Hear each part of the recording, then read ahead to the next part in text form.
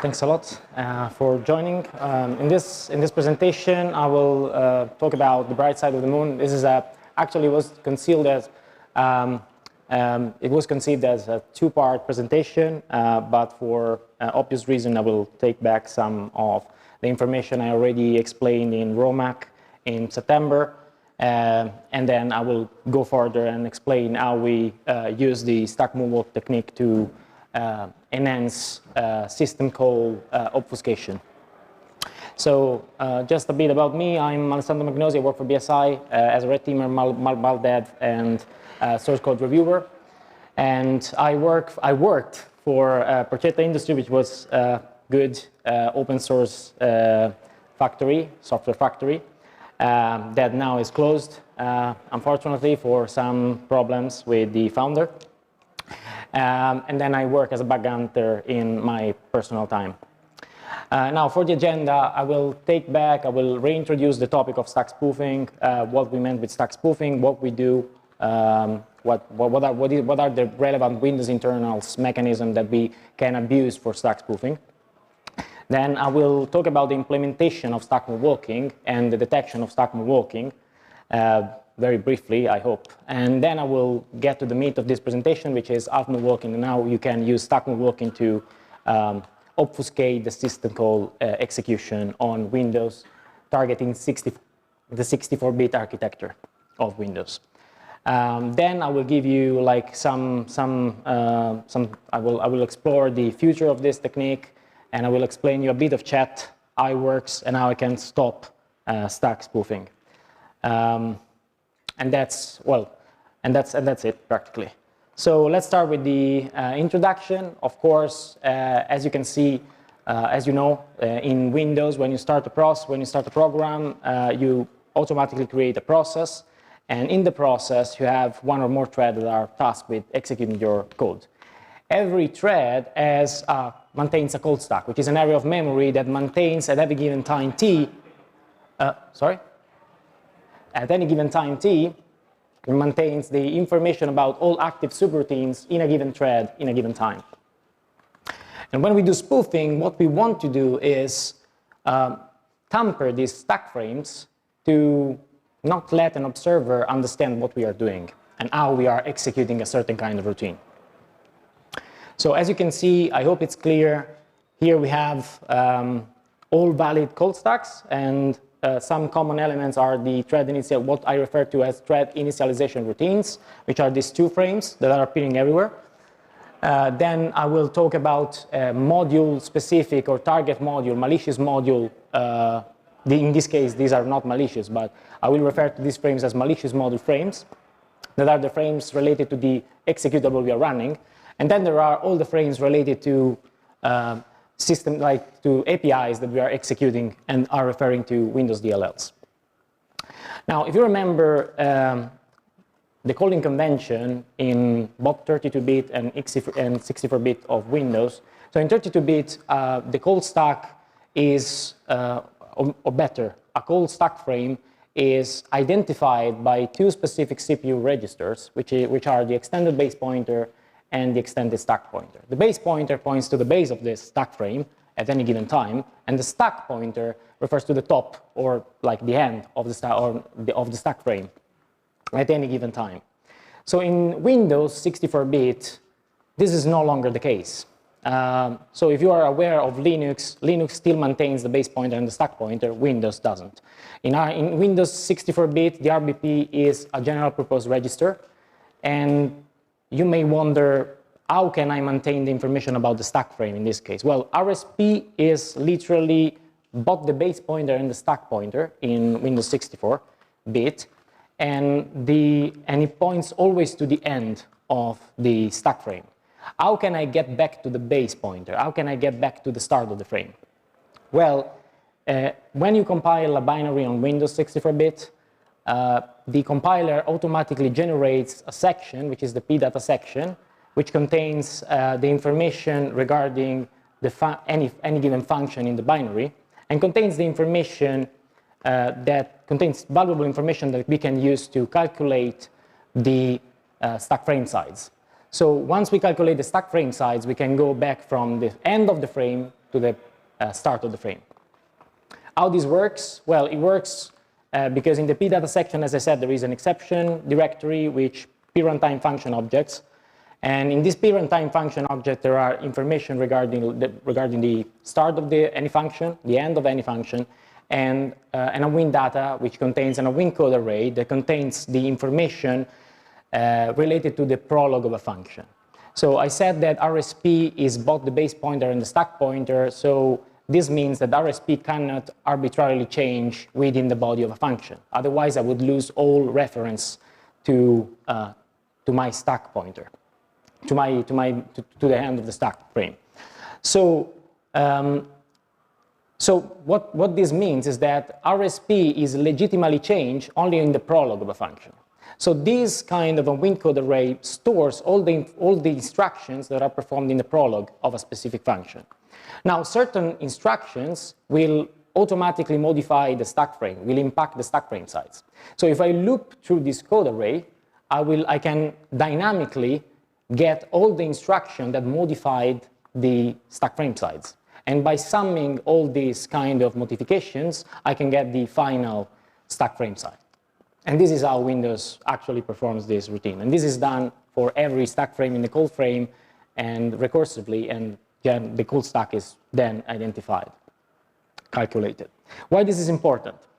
It's important because when we execute malware, of course, we can create anomalies that can lead to a detection. In particular, we have in-memory execution, so executing code from unmapped memory regions, and we have indirect system call. So when we are executing from an unmapped memory region, we create this kind of anomaly, which is known as just garbage in the call stack, because there are frames that are not longer solvable. So if you followed so far, a stack frame can be calculated only when I know the information related to this stack frame. So when I know the prologue information of this function. So in this case, I allocated something in the heap and I'm executing, meaning that there is no information about this function, this code that I injected. So there is no pdata section, no exception directory, nothing. So I can resolve the length of this stack frame. This leads to this. Windows cannot actually resolve the size of this frame, so it will lead to garbage in the code stack because it's considered like inline code. But this is not true. If you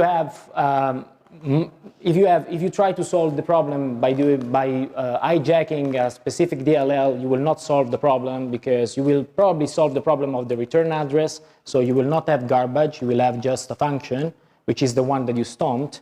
But you will not solve the problem because you don't have the trade initialization frame anymore.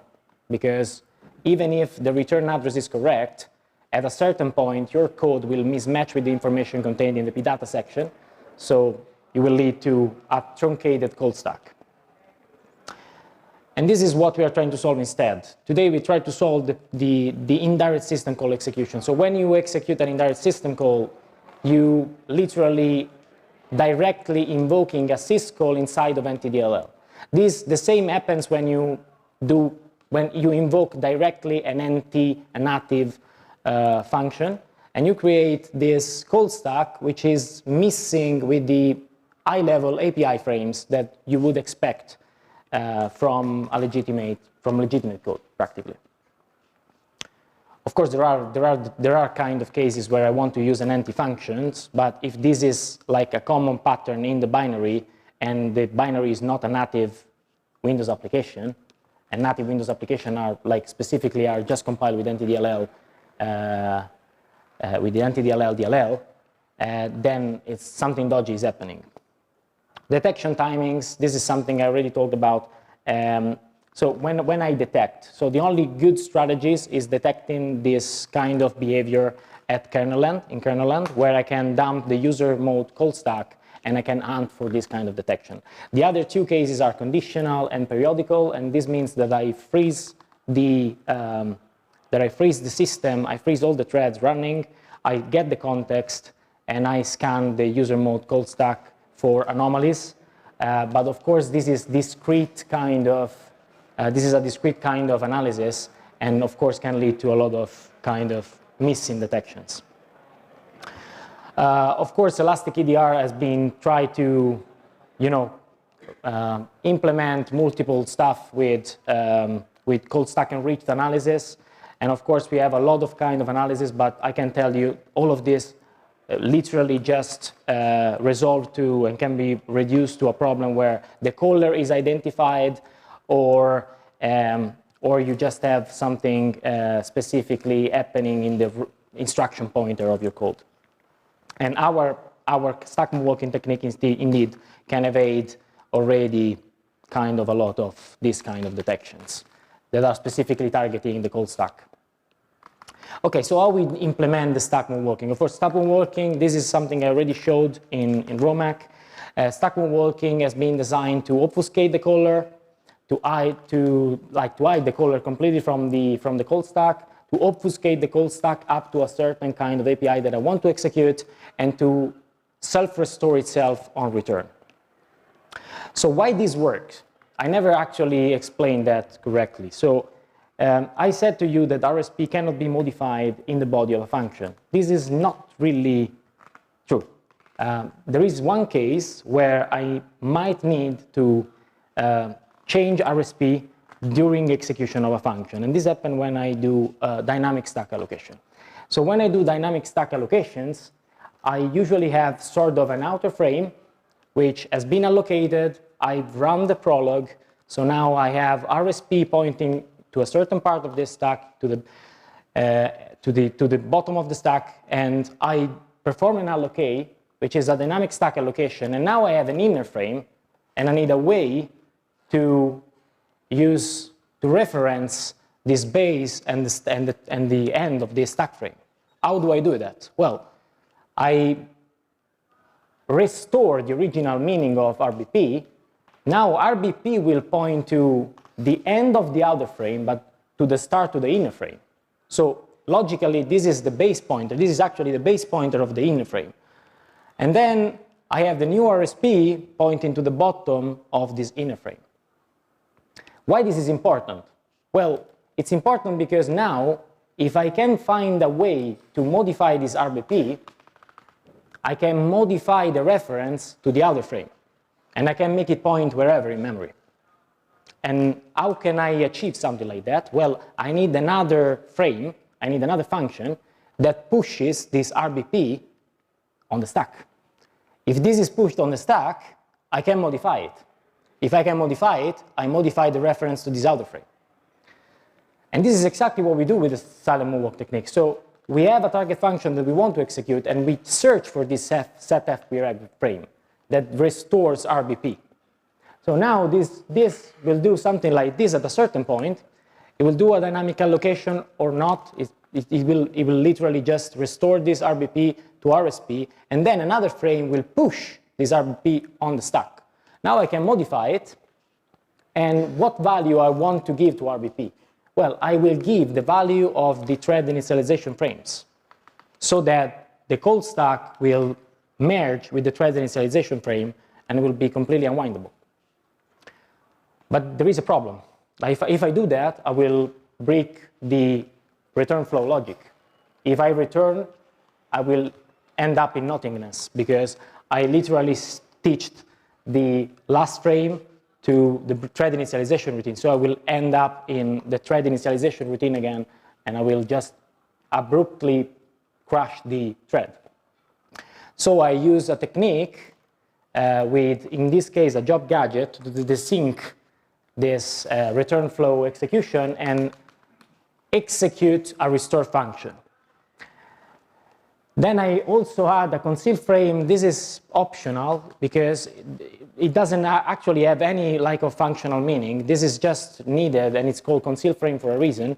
It's just added to add a layer to make it less obvious that we are desyncing the return flow.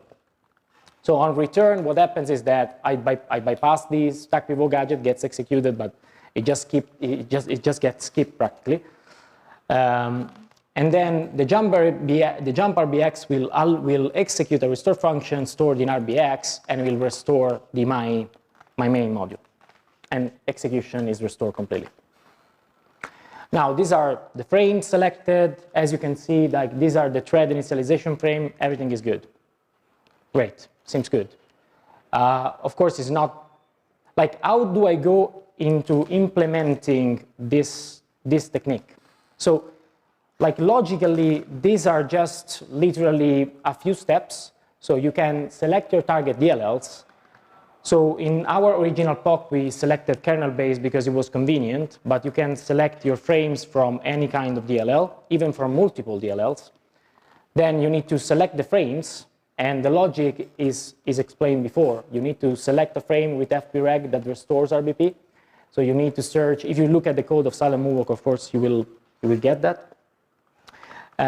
Then you select the push RBP frame, and then you just need a desync gadget, and you're done, literally. Then you need to forge the params, because of course for every function that you're spoofing, you will need to forge an array of parameters. Then you add the target function you want to spoof, and then you execute. That's it. And how do I execute this in a loader? So if I want to implement this technique in a Cobalt Strike loader, for example, what I need to do? Well, loaders in general have a way to, like, uses the DLL of Cobalt Strike, for example, or any other C2 you want. You load reflectively the DLL in memory in a target process, or self-injection, whatever you like. I prefer an injection in this case, or side loading or whatever. And then once, it's important that you load the DLL though, because what you would do in this case, after you loaded the DLL reflectively as you wanted, you can tamper with the import address table. So you will practically use a technique known as IAT hooking to tamper with the loaded DLL module, which contains imports to kernel base, to WinINet, to whatever. And what you want to do is to hook this import address table to point to a routine that implements the Moonwalk technique. After that, like in here, you have every element you need, because you know the function that you are hooking, you know what kind of parameter accepts, so you can construct the parameters array, and you have a reference to the imported DLL. You just need to traverse it virtually. So you can add the target function very easily. Now, you can implement it by using, by refreshing the frames every time, or you can implement, you can maintain a reference to the frames that you selected at the previous step. You can select multiple frames and then just execute, just use them in a round-robin fashion, as you like. This is literally up to your imagination. But that's how you would do it.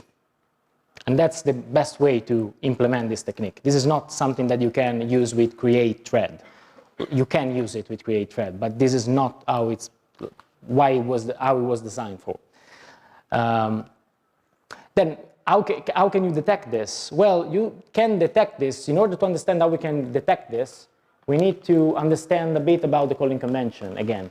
So if you remember, when we were talking about the calling convention, you know that in general, when you have a call and a function A calls a function B, what happens is that you have the call calls the function B, and then pushes the return address that is the instruction after the call.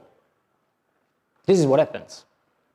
So we can use this to detect spoof frames. Why? Because, of course, if we check a DLL and it doesn't, like the instruction before the return address of the frame doesn't contain a call, well, it's likely, so this is a valid frame, contains a call, to user message time box, and indeed, this is what we find here. So you see that there is a link between the instruction, the call, which is found just before the return address, and then there is also a link that connects the symbol call here and the next frame. And this is what we use for detection. We expect this kind of calls, and we develop this algorithm to actually detect that. And in this algorithm, we literally detect everything that is malicious, like reflective injection, if the frame is not backed. The sync gadget, if we find in the return address, we find a job gadget or a sync gadget in general. And then we find if a call mismatch is happening, if we don't find a call. But what if we find a call? We're not sure. As I said, there is a link. There is a link. I go back just a second. There is a link that connects this to this. So we need to validate that link as well. And is that easy to validate this? Well, no. The answer is no. It's not very easy. Like in a lot of cases, it's easy. Like system call, we don't really care because you're going to the kernel. Call register 64. Can I validate a call register? Well, the only thing I can do is understanding if it's a gadget.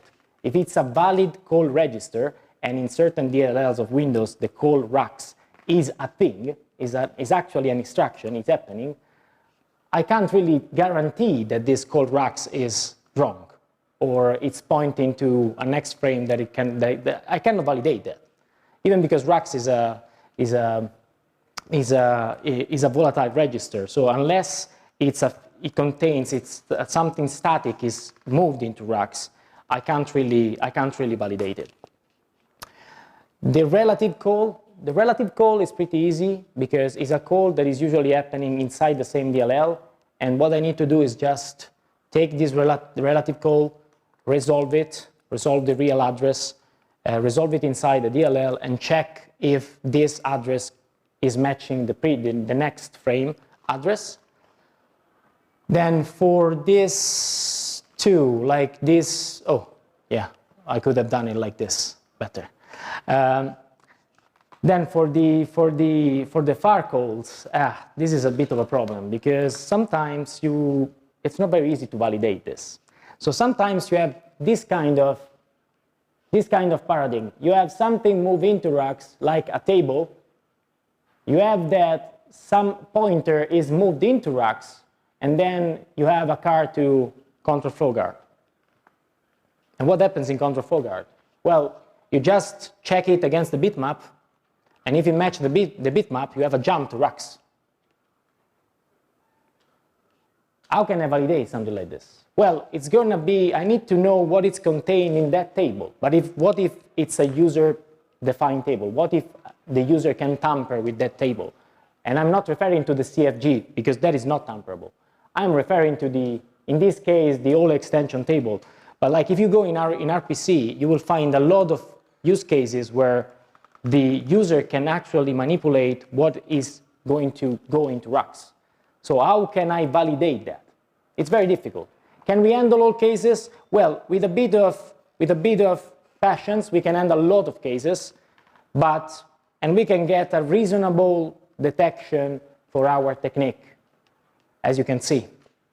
But there are false positives, like this is garbage, completely garbage, but there are false positives and are in the order of like 1-5%.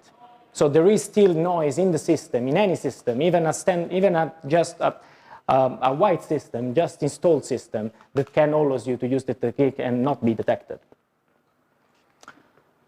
And now finally the meat of this presentation. I hope I'm not outside, I'm not running out of time. So half moonwalk is the next step in this technique. So half moonwalk was developed to solve the problem of indirect system execution. And it works very similarly to silent moonwalk, but this time the frame selection changes. So I want to execute a system call, and I know what is the high-level API I want to execute, and I know what is the system call I want to execute. Usually, most of the cases, like I know that if I'm calling virtual protect, I will end up in empty protect virtual memory. Like I know that because it's how it works. So what I do is that I can traverse virtually the DLL and all the functions associated with them, and I can artificially construct the high-level API frames that will lead me to the empty function, right? And this is literally how it works. And if you think about that, it's very simple. It's a very simple technique. But this will construct, and this is the first version of the algorithm we developed, which doesn't work for all cases though. So I wouldn't rely too much on this pseudocode because this works in kernel base, because in kernel base there is a particular property that usually wrapper functions are actually wrappers functions. So there is just one call, and it leads to the next function. It's not always the case. So to minimize the mistakes, we're starting from the bottom of the function, and we're going up because usually the last function is the function we're interested in. And we stop when we find an empty function that is the target function, the target system call we want to execute. And in this way, we can locate all the frames that we need. We can emulate them. We can push them on the stack, and we can execute them. And this is the result. As you can see, the virtual alloc EX and virtual alloc EX NUMA is resolved correctly and is executed. Here, I want to stress out, here I'm just executing, I'm using syswhisper tree to execute the NT-allocate virtual memory. So I'm not executing, I'm not calling NT function, I'm not calling anything. This is all artificial. I'm literally just executing the system call stub and then jump into the syscall instruction inside NTDLL. But the stack looks legit anyway. So the problem is the return. On return, what happens on return? When I place things like that, it means that every kind of instructions which is contained on return in the function, in the wrapper function, in this case, let me go back. In this case, every kind of code, every piece of code contained in virtual alloc X NUMA after return, and every instruction in virtual alloc EX after return gets executed. That's a problem, though. That's a problem because if you think about how a function works, you allocate the space for the function to execute, you allocate local variables at times, then you execute the wrapped function, but afterward you want to check the local variables matches with what you allocated before.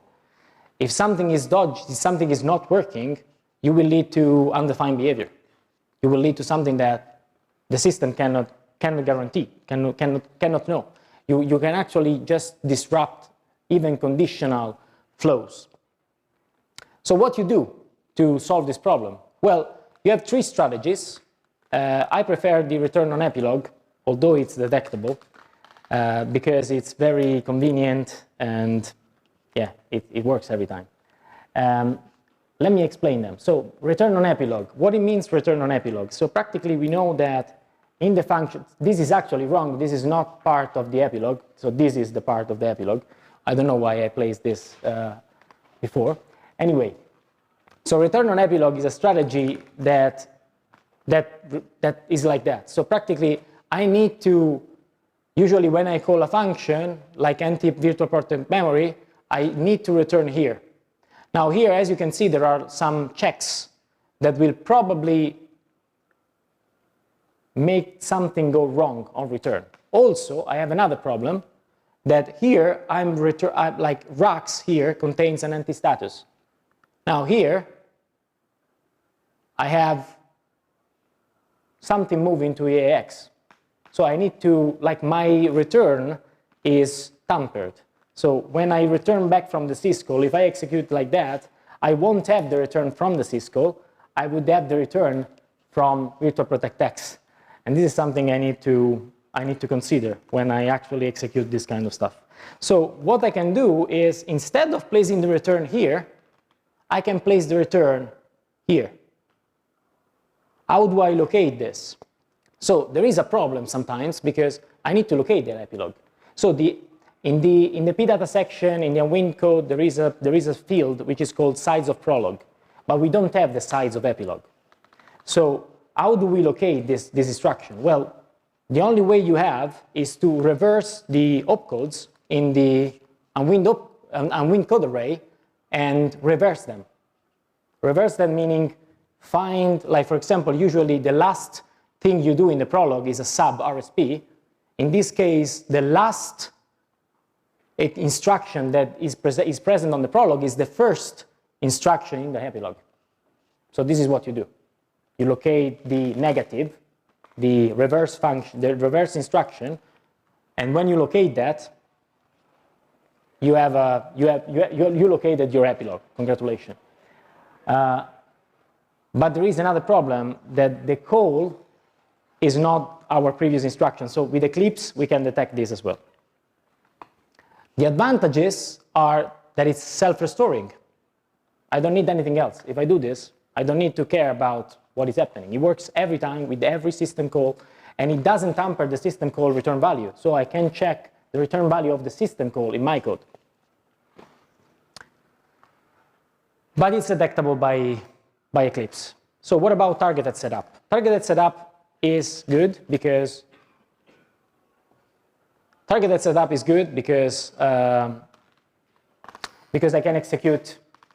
can execute the function naturally. It maintains the natural execution. What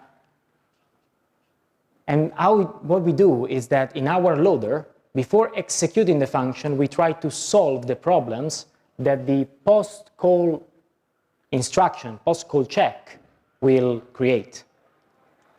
This is good. In certain cases, you can use it. But literally, we are creating a variable on the stack just to solve a problem with this check. This doesn't scale. So it's good because, it's good from certain perspective. We will see why. But it doesn't scale at all, because I need to solve all point situation, point to point, case by case, and in certain cases it might be completely infeasible. It's self-restoring as well, because I can execute the call, and it maintains the natural execution, meaning that I can maintain the return address here in the NOP, where it should be. And I can execute the post-call checks because they will be solved. I mean, we solved it before, so I can execute them. This is what I mean when I say it's infeasible. What happened? Okay, might be infeasible, just disappear. So this is what happened when I say might be infeasible. After the call, you have all of this to check. Doesn't seem feasible, honestly.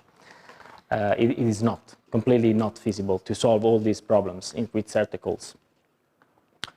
The third strategy is sliding hardware breakpoints. These are like a trade-off. You create an opportunity for detection because you have always to maintain executable memory as an exception handler.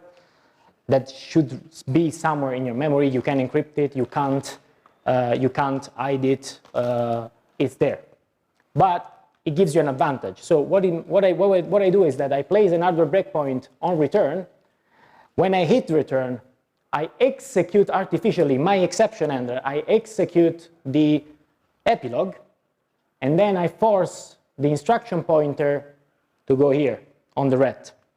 Alternatively, I force the RIP. I don't execute the epilogue in my exception handler. I just force RIP to point here. Is the same. One or the other. But I need a self-updating hardware breakpoint strategy here. So every time I hit a breakpoint, I need to go, because I have just 4 breakpoints. So I need to update them every time I hit a breakpoint for all the frames in the chain on return. So as I said, you don't need the epilogue offset. In this case, because we are executing in the exception handler, we are reverting the epilogue.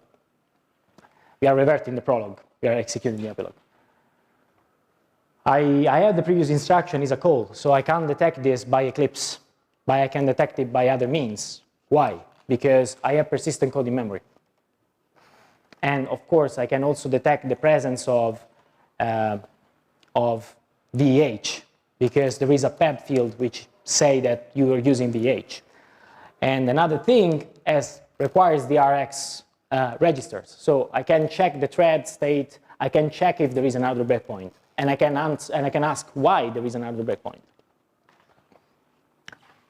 And yes, the PEB flag. Okay.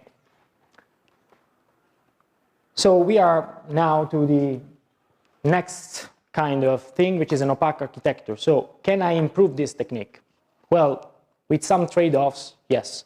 And the answer we want to, the question we want to answer is, well, can we make this better? Can we make this a bit more silent moonwalk, like the full moon technique? Well, we can implement an opaque strategy where, like in this case, I'm showing just a thing that, a test that we were doing is that, I mean, is it true that regardless if a frame can be resolved or not, the frame is still there, right? This is a very, like, it's very logical.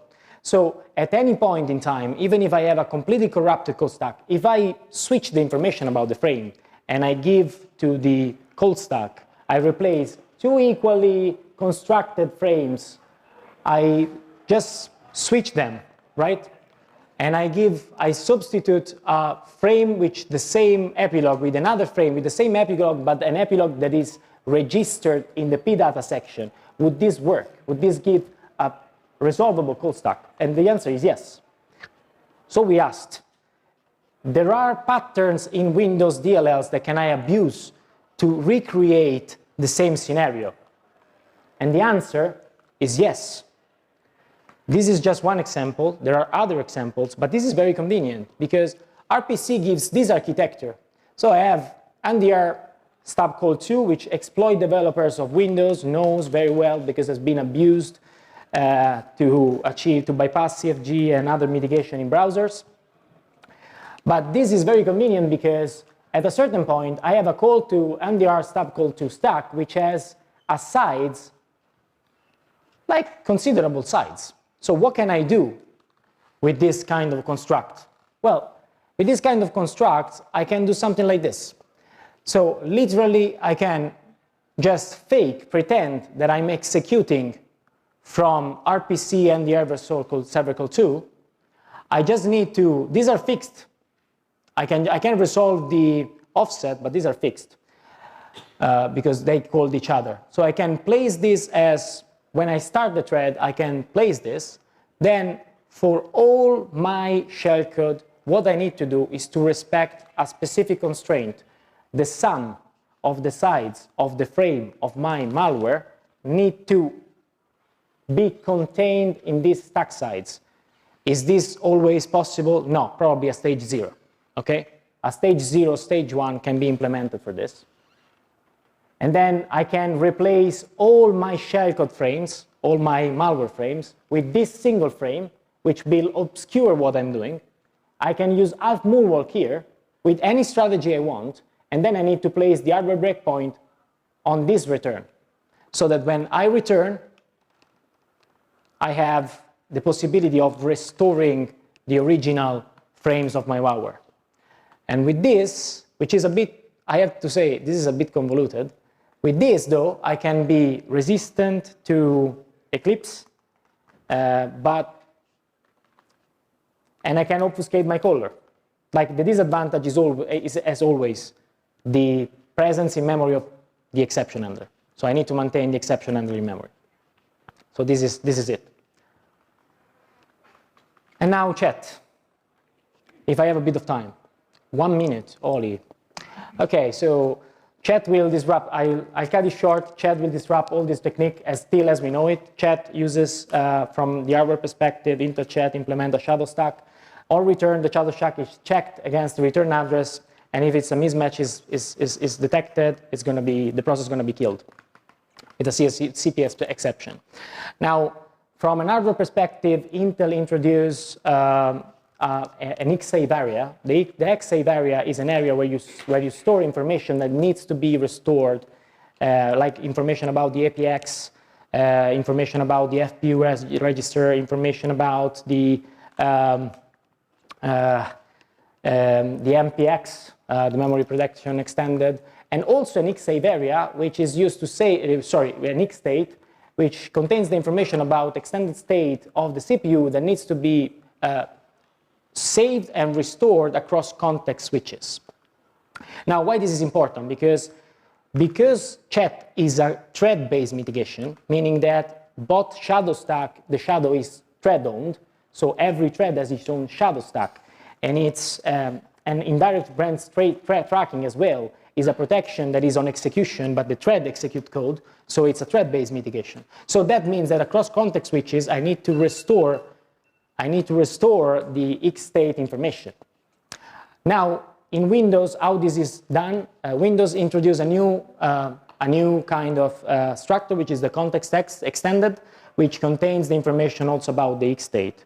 The catch is that the context X is a user mode structure, meaning that I can tamper it from userland. I could be able to tamper it from userland. So I need to have enhanced validation of this context X structure from userland, because I have things like anti-continue, anti-raise alert, anti-APC thread, APC queue thread, or anti-set thread context, that set context thread, because it's the anti-function, that can tamper with this. So I need to provide extended validation of both SSP and instruction pointer. So SSP is very easy to validate. It is the shadow stack pointer.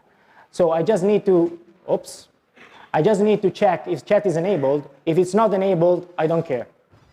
The context X contains X chat that can modify chat. No, I don't care. If both of these are true, is this attempting a chat disabled? Yes, just don't do anything. No, ensure that the new SSP, the new shadow stack pointer, is between the boundaries of the old shadow stack. So literally, I can just pop from the shadow stack. I can't insert, meaning that I can't spoof, though. Because to spoof, I need to remove and insert. If I can't insert, I can't do anything. For RIP validation is a bit more complex. There are two cases. Now, there are four cases, actually. The K continue type can be a continue set or a continue resume, which is literally what you grab in the exception when you want to continue execution. These can just pop from the stack, so there is an IP validation. RIP is validated against the shadow stack pointer. If the instruction pointer is in the shadow stack pointer, good. If it's not there, brick. There are two additional cases, actually, which is when the K continue is and a wind or a long jump. Now, starting with, I'm sorry, I'm going long. Okay, so I'm finished, I promise. So practically what happens is that I look up the instruction pointer again, I look up the module. There are some tables that have been introduced with chat. Some of the information will also be introduced with control flow guard and extended flow guard. But in a nutshell, what I want to do is that I get the instruction pointer, I locate the module the instruction pointer is lying with, using the invert function table, LDRP from userland in NTDLL, PS invert function table from kernel land in NTSO, in NTO's kernel. Or if that fails because there is no pdata section, probably 32-bit, I can use the get image base to get the module. Now, if the module is there, if the module is legit, I can load its configuration directly, and I will load the guard long jump table and the guard continuation table, which will define if the unwin target, for example, is a valid unwin target. And then I validate RIP. If these tables are present and are less than 0, I validate RIP against doing a binary search within these tables. Now, if the RIP is in these tables, great. Otherwise, there is a last chance, the dynamic execution handler, which is introduced to support JIT processes.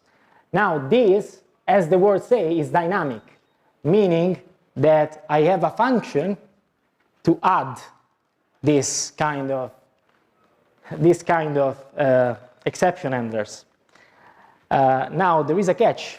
So this is the function. So, I mean, if you think about that, I mean, if I can define a valid target, can I bypass it like that? Well, no, it's not that easy. Like, because Windows modified the JIT engine to not allow in-process compilation. So you need an external process to compile and to add a dynamic continuation target to another process. Like for malware development, we can abuse this. Yeah, you need to create two processes. But can we use it for stack spoofing? Well, the answer is still to be found. I couldn't manage. There are certain kind of problems in implementation that still doesn't allow me to have a clean code stack. And so this is the wrap up. These are the key. If I can, I read it. Otherwise, you can read it. Like this is the POC. I will update with Moonwalk and Eclipse. Of course, the POC is designed to obfuscate the code stack to system call. It is possible to compile full moon and half moon as we did with the RPC. Instead of using RPC, we can use full moon up to bypass to obfuscate the caller and then half moon to obfuscate the path of the system call. It is possible to replace ROP with an external mechanism as we've seen.